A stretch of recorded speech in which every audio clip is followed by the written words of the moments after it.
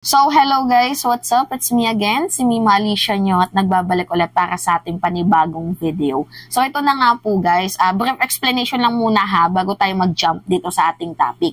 Alam nyo naman ata kahapon, April 3, naglabas po guys yung Davao ng arrest order, warrant of arrest para dito kay Kibuloy at sa 5 niya pang kasamahan sa inner circle.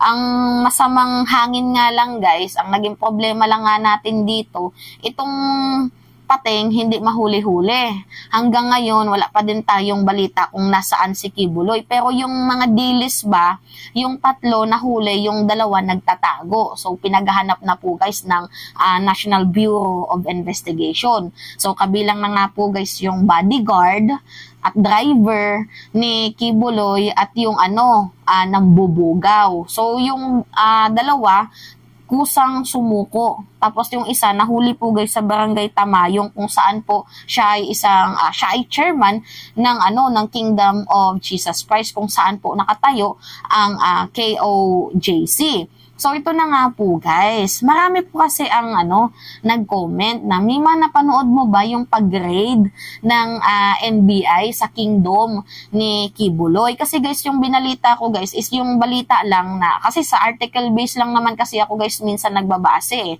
So, yung nakita ko sa article, binasa ko na ito na nga, nahuli, yung miyembro ni Kibuloy, si Kibuloy hindi pa, yun lang yung nabasa ko. Pero hindi ko pa naman napanood. Pero guys, diba, meron naman tayong reading comprehension kung ano yung nakasulat doon, malamang yun din yung ibabalita.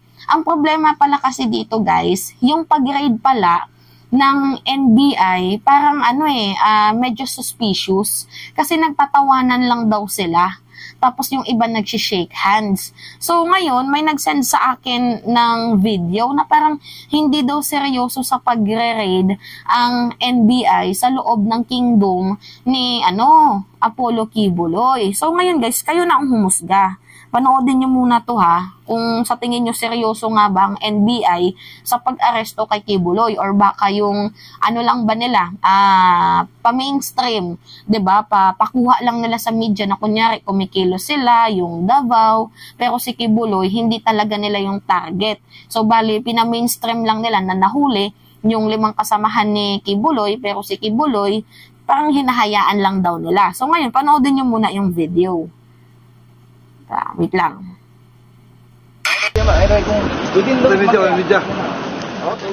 Naaktuhan ng News 5 ang pagdating at pagpasok ng mga armadong tauhan ng NBI sa Big Dome na isa sa mga compound ng Kingdom of Jesus Christ dito sa Davao City. Bit-bit ng NBI ang warrant of arrest na inilabas ng Davao City Regional Trial Court Branch 12 laban kay Pastor Apollo Kibuloy na siyang founder ng Kingdom of Jesus Christ. So the Pastor Kibuloy, hindi po natin nakita, sir. Nag-serve tayo sa... During the service of search warrant, negative sa Pastor Kibuloy, we don't have any information as to his whereabouts as of this time. April 1 nang ilabas ng korte ang 2 warrant of arrest. Ang isang warrant of arrest ay para sa kasong child abuse. Dawitin dyan ang 5 pang kasamahan ng pastor. 3 sa kanila hawak na ng NBI. Ang ikalawa naman ay kasong sexual abuse kung saan si Kibuloy ang bukod tanging akusado. Batay sa warrant of arrest order, March 14 pa dapat ito ipatutupad pero hindi muna ito inilabas. Bunsod ng umano'y motion for reconsideration na ihahain daw na mga akusado sa Department of Justice. Pero nang matapos ang buwan ng Marso, wala namang natanggap na resolusyon ng Korte ng Davao mula sa DOJ. Okay. So, nakita nyo naman guys, yung first part ng video, no? Na kung saan, yung lalaki parang natatawa pa, 'di ba? Yung pagpasok ng mga NBI, parang tinatawanan niya lang na parang may something, 'di ba? Nakuha na nga ng mainstream media, hindi niyo pa ginalingan yung pag-acting, So, sinabi ng lalaki, yung kalbo, na negative daw itong si Kibuloy. Bale, yung nahuli is yung mga dilis lang, which is yan nga po guys yung nakakapagtaka. Ni-raid nyo nga ba talaga ang kingdom? Or baka nagpa-mainstream lang kayo? Kasi madami guys ang nagko-comment sa akin na may mapanoodin mo yung pag-raid, parang hindi sila seryoso, na parang pumasok lang, tapos tingin-tingin, tapos yun na, tapos na.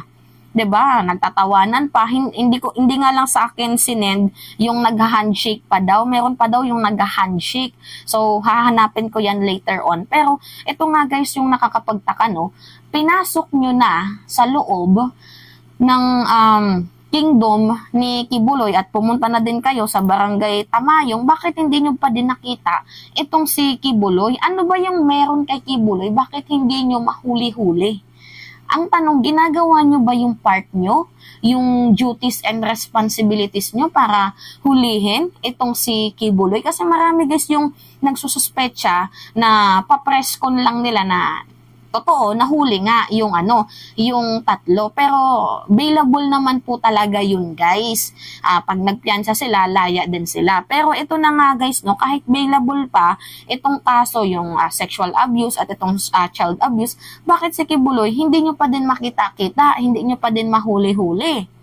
Diba? Yun po yung nakakapagtaka dito. Tapos makikita nyo sa pinaka-unang part ng video, parang nagtatawanan lang na parang magko-close, na parang magkakakilala. We do not know. Ano ba yung yung nangyayari? Ba't ganun? Parang hindi kayo seryoso sa sa paghuli nyo. 'Di ba? Nakakalungkot lang isipin. Now, yun po guys yung hindi ko napansin na ganun pala yung klase ng pag-grade nila. Ibang klase sa ginagawang pag-grade ng mga napapanood kong NBI, talagang literal na parang gumaganon pa sila eh. 'Di ba? Yung parang gumaganon, 'di ba? Tapos babasahan ng Miranda rights. Yung nandoon sa nakita nating video, lakad lang. Binuksan ng gate, tapos nagtawanan, sinara. Ganun ba yung paghuli ng ng NBI at ng mga pulis? Kadami-dami nyo, hindi nyo man lang nahuli yung malaking isda. Sko po. 'Di ba? Yung mga hindi din naman natin alam kung kumanta ba yung yung mga nahuli. Pero anyway, I think siguro papreskon lang ata nila yan guys. Tapos ang ginawa is, syempre si Kibuloy na din ata yung nagpiyansa sa mga yan.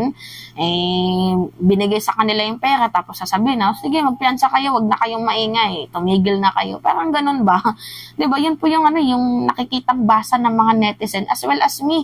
Yun din yung nakikita kong basa dito sa sa ginawang pag-grade ng ng NBI at ng police dito kay kay Kibuloy. Pinasok nyo nga yung kingdom, wala man lang kayong nakuha kahit man lang maliit na information kung nasaan itong si Kibuloy. 'Di ba? Yun guys yung nakakapagtaka dito. So anyway, kayo guys, naniniwala ba kayo na totoo yung raid ng NBI na isinagawa nila dito sa mismong baluarte ng kingdom ni Apollo Kibuloy? Naniniwala ba kayo? Kasi para sa akin may may something suspicious, 'di ba? Sabi nga nila, people voice matter at all. So, yung boses ng mamamayang Pilipino, yun yung nakikita nila. So, dapat imbestigahan din yung mga nag-imbestiga dyan kasi hindi natin alam, baka mamaya nilalaro lang nila. Anyway, baluarte kasi yan ni Kibuloy. So, talagang literal na wala tayong magagawa kung nilalaro lang nila yung batas sa Pilipinas. Pero, pag lumabas na guys, yung sa Pasig City Regional Trial Court at lumabas na yung warrant of arrest, dyan talaga siya, wala nang kawala kasi non-bailable yun. So anyway, yun lang po guys at it's me again, si Mima Alicia Nyot, nagbabalik ulit para sa ating panibagong video.